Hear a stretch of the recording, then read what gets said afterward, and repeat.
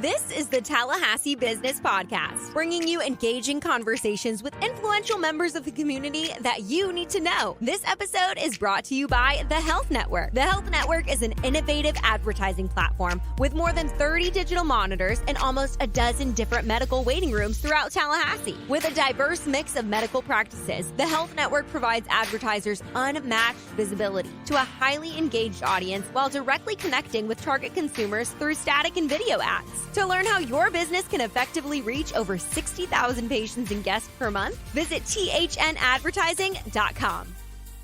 Well, hello, everybody. This is Sue Dick with the Greater Tallahassee Chamber of Commerce. Very excited today to have Christic Henry with us. Christic, thanks for joining us. Oh, thank you for inviting me, always. Well, we're one of my favorites here. Well, thank you, Christic. We're going to jump right in because there's so much to talk about. I mean, we could spend an entire show just talking about Christic and everything that she does for our community. And we're going to ask her maybe to introduce herself and talk about those many hats. And then we're going to focus on another very exciting opportunity that's coming up. It's called Family Day in Tallahassee. And we'll talk about that in a moment. But Christic, please let us know, let our listeners know how much you love our community, what your professional passions are, as well as your community passions. Well, if I think about myself, and what I am for this community, I really am a transplanted Tallahassean. And so out of that, my love for, in particular, the south side of Tallahassee has really spurred and given me a passion for community and neighborhood advocacy. So I'm a community and neighborhood advocate first that has spilled into a career in real estate, because nothing speaks to the impact of community advocacy than the real estate market. And so I have owned and brokered for over 17 years now. I own an independent company, Kingdom First Realty, which is a chamber member. And I also lead and executive coordinate for several different organizations, which today we'll be speaking more in depth about the Southside Redevelopment Advisory Council, or what is now going to be called the Southside Community Improvement Council. That is working to advocate specifically and intentionally for improvements and vibrancy within Tallahassee Southside.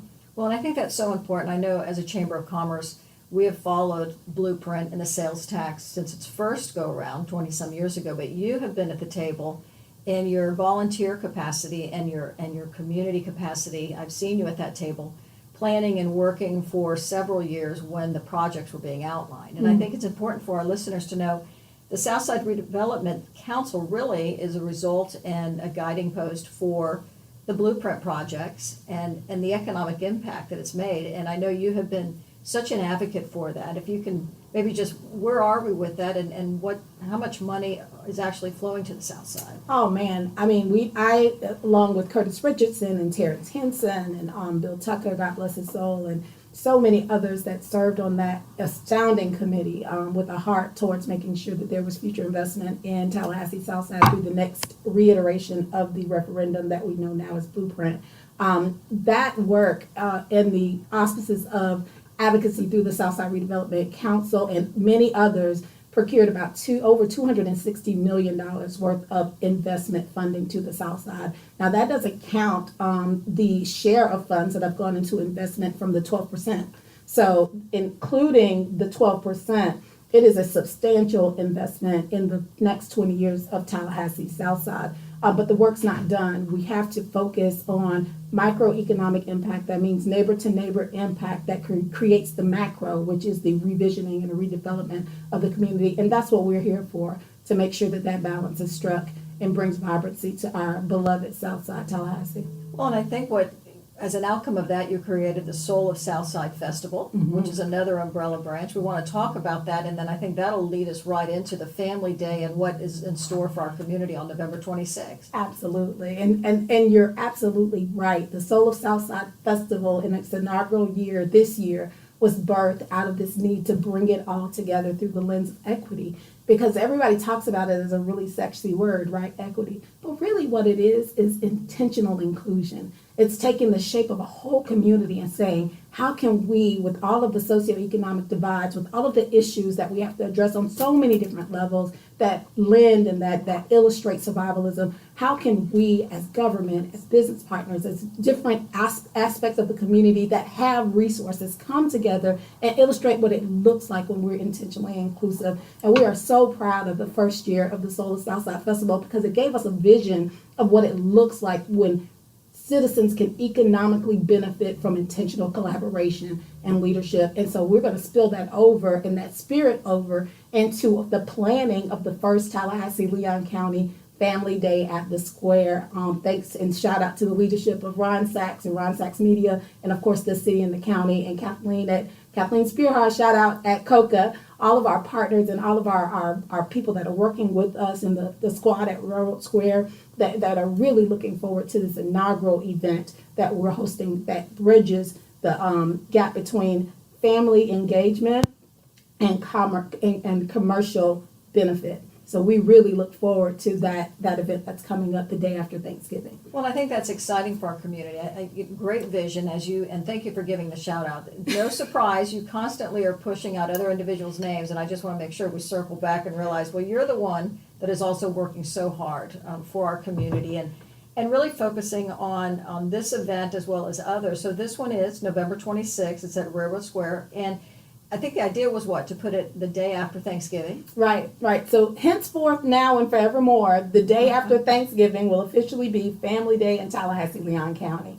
And so whatever number of day that falls on, 26 or whatever, that is what that day will be. The importance of that day is that people are looking for somewhere to go. They're looking for somewhere to gather. They're looking for experiential opportunities with their family instead of just laying around, full from the day before or tired. It's an event for families and an opportunity for families to go in their community and have somewhere to have that further experiential opportunity with their city, with their county, be able to be embraced and be loved, be able to interact and engage with resources within the community, and just benefit our business community. We're a community of relationships. And so family relationships and its impact on business community and relationships is hopefully what we'll illustrate through this iteration or this example of this event. Well, I think we've seen how important it is to have that quality of life. No matter if you have people visiting from out of town, if we're trying to keep our local employment base here, if we're trying to encourage our university students to stay here. Tallahassee has so much to offer, and we all have this transplant. It seems like there's more transplant stories than individuals that are born here because we know how important a great community is, and I think something like this is wonderful. Every other year it'll obviously fall before an important football game. Yes, ma'am. Yes, ma'am. And we know we're sometimes a community divided on that. It seems like, but it's all about commerce, as you said. And it's about supporting our local businesses and our restaurants and our establishment and growing as a community. What can people maybe expect to see in this first year at Railroad Square? Well, it's going to be a great 4 hours of energy. So we have a great planning team in place. Darius Baker with TNL is going to be heading up our programming in terms of our entertainment. And he has procured for us several different local acts that will be doing performance at the Railroad Square Craft House. So you can come in brunch and enjoy that entertainment opportunity that will take place from 1 o'clock until 5. There also is going to be a family karaoke. No. Let me go back. There's going to be a family lip syncing competition. And so a family will walk away from Railroad Square with $250 if they win the inaugural Family Day at the Square lip sync competition. So we'll make sure that y'all are able to register for that. We're going to have family photos. 2 local photographers will be on post at Railroad Square to provide family photos on that day. We'll also have a family resource expo where people will be able to engage in family resources. We're trying to make sure we include our fur babies because people are serious about their fur babies. And then we'll be able to have an open area where we're going to host a family fitness challenge. And so for 4 hours, there'll be line dancing, there'll be dancing, there'll be, exercise, there'll be whatever they got planned. You'll be moving for 4 hours. And the last family standing will also win an award and a prize. So you have to register for that. It's going to be called the Last Family Standing. So it's just really a time where people can engage in the square, but they can also visit the businesses. So we'll be having what we call business bingo at the square. And so we'll have a bingo card that families will be able to go from business to business. They'll have to get their card checked off and also perhaps take a picture on social media and hashtag that business and family day. And that way, that'll give them more energy, more reach. And it will be drawing, our city and county commissioners will be drawing digitally and drawing from the bingo card pool as we get completed cards in. So we hope it'll be a really powerful and really vibrant 4 hours. Well, Christique, there's so much our listeners will want to know about this tremendous event. How can they find out more information? They can go online and they can visit our website at floridafamilyday.com. You got to spell Florida out now. Don't put FL. floridafamilyday.com, and it will have all the information about the holiday, about the why and the what. And you'll also be able to engage with other participating and supporting businesses. And then we'll have our nonprofit organizations that'll also be expoing out in the center square of Railroad Square as well. So we definitely want to encourage people to visit the website. It'll be updated in real time and we'll provide real information. So this is so exciting. We're actually 38 days from Christmas. I know, we all just kind of broke out in a cold sweat over that, but this is a great way to make sure that we ramp up and we're ready for the Family Day and supporting our local businesses. So Christique, thank you for all your hard work and what you mean to our community. Is anything you'd like to say before we close out today?